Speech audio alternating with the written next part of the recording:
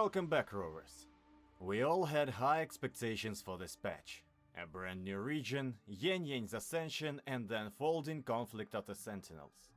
And on the surface we got a gorgeous picture, literal rebirth of a phoenix, an incredible music video, and an epic finale that was supposed to make us burst into tears. But why did I finish it only to be left with a strange sense of emptiness inside? It wasn't until I dragged the raw gameplay footage onto my editing timeline and started looking at the subtext that I realized what actually happened. The writers of Kuro Games built a stunning facade, but the directors completely forgot to pour the solid dramaturgical concrete to back it up.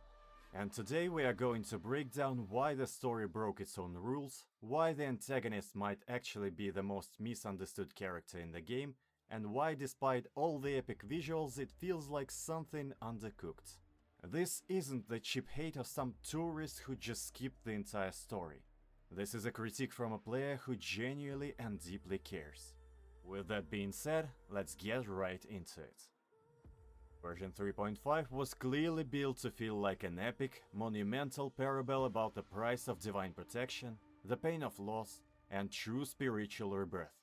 It has all the symptoms of a grand finale, and on paper, it works. But as we play through it, we fall victim to a story trying to force the emotional weight of the season finale without doing the actual heavy lifting to get us there. We are told the characters are going through hell, but we aren't allowed to experience it. And to understand why this illusion falls apart, we have to look at the man who was supposed to be the thematic anchor of this entire conflict, Muyu. From the perspective of a player, when Muyu shows up claiming that Sentinels protecting humans is an absurd delusion, he initially just looks like a generic, uneducated hater. But if you're looking closely at his dialogue, Muyu isn't just screaming cartoonish threats. He is asking logical and bulletproof questions. To be fair, the writers tried to plant a seed of doubt. Shin, for example, goes dead silent when asked if protecting humans is her foremost duty. But did you feel any danger in this moment or even remember that? I only noticed this silence myself when rewatching the footage on my editing timeline. There is no direct pointing to this hint, no disturbing shift in music or tense camera framing. It takes a few seconds followed by a forced change of the topic by Sui, who also ignored this silence. Later, when she meets with Rova and Yangyang, she mentions that Shin is hiding something, but you could have easily forgotten her initial ignorance of that question, especially if you played her route before Rover's, where his fleshy transformation steals your attention. Shin also forces a brutal lesson on Sui. Sacrifices are mathematically inevitable. Is it sound familiar to you? Yes. It is exactly the same logic Jui presented to Jinshi on Mount Firmament. But the scene still fails to deliver any real sense of alienation of Sentinels, because the moment the trial is over, she simply hands over her power and the threat evaporates. Muyu could have become a phenomenal multi-layered antagonist. He was deeply traumatized by war. He views the end of war 200 years ago not as a miraculous salvation, but as a condescending from the gods. Shin only intervened when humans driven by absolute despair had already blown up the Yuan fortress. It was at his moment of ultimate despair that Muyu awakened his forte. He spent the next 200 years figuring out how to expose the vulnerability of Sentinel's influence over the world. And it was he who discovered that a single thread of human emotion is enough to hijack the Sentinel's flawless protocols and turn the protectors into executioners in an instant. He directly tells us that we know absolutely nothing about the Sentinel's internal design or their true motives. But the moment Muyu raises these questions, the game rushes to sweep them under the rug, forcing our heroes to shut past his points with generic anime tropes. And what if they have? Every Sentinel I've met has sacrificed everything for the people under their watch. You dragging their names in the dirt won't change that. Rover just blindly defends the Sentinels by bringing up their sacrifices. But in doing so, Rover completely forgets the terrifying reality of those same entities. They forget that Juyu proposed to freeze the entire region in time and that the Imperator's massive miscalculation almost completely wiped Renacita off the map.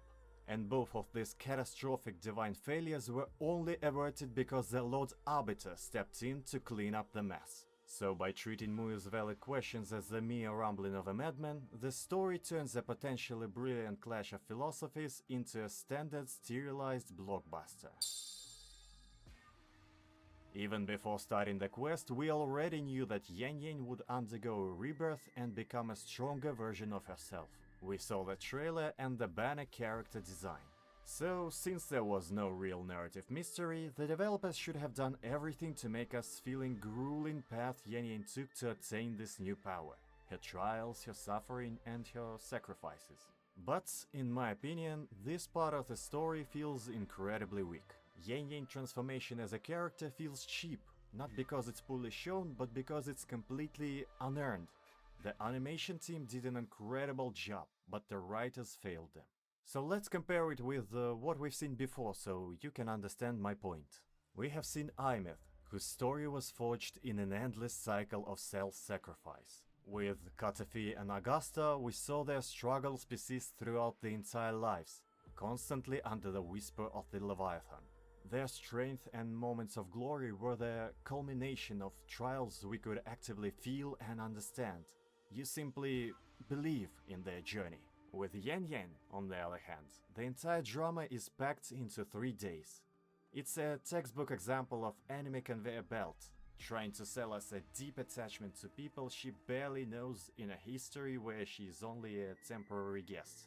Imagine if we gave the first banner of the patch to Suisui, a character who has already proven herself, and whose role as a universal support for negative status teams would have easily sold her banner regardless. Then we could have dedicated the entire second half of the patch to Yangyang. This would have allowed the narrative to construct a genuine, earned path to her birth. Instead of running through alternative storylines just to gather lore information from different perspectives, we would have experienced her transformation as it happens. It would have given this patch one thing it desperately lacked: time. Why have we forgotten how to cry for NPCs? We've only known Lin Feng for a couple of minutes at most, and it's hard to force a player to empathize with a century-old tragedy if they only found out about it like 15 minutes ago. Let's remember Septimont, which gave us characters like Kato and Avidius. Each of them was a significant breathing part of the story. Their sacrifices genuinely pulled at our heartstrings because the game allowed us to form a connection with them first. In Septimont, Kuro Games showed restraint. They didn't throw Augusta, who shares a similar connection to the heroes of the past, into the heat of action in the very first half of the region's debut patch. Her story was given room to breathe. So why did they choose a script writing sprint this time? I truly believe Yangyang deserved the same structural respect that Augusta received, rather than having her development sacrificed for a frantic, rushed introduction to a new map. The problem isn't the new region itself, it is the refusal to write a path worthy of the character. In a perfect world, this story could have been a monumental masterpiece. All the thematic elements were right there. The sterile mathematical logic of gods, a fascinating villian defying them, and the heroine, literally drowning in the grief of the dead to stop him. The only thing missing was time. Live service schedules demand content updates on a strict conveyor belt, leaving no room to pour the solid dramaturgical concrete required to back up such grand ideas. And I want to be fair, the story of this patch was good, and I really enjoyed playing it. But breaking it down was my way of figuring out why it left me with such a strange aftertaste. It was like eating a sweet piece of candy that leaves a bitter finish. It's a shame because we know Kuro Games is capable of delivering incredible stories with a proper exposition. Stories you actually want to experience all over again. For me, this patch was like a modern Marvel movie. You watch it, you might even really enjoy it, but it's definitely not the Iron Man. But that's just my view. Did this breakup change your mind at all, or did Yangyang's transformation still give you the hype you wanted? Drop your thoughts in the comments below, I'm really curious to see where you stand. Thanks for watching, and until next time, Rovers.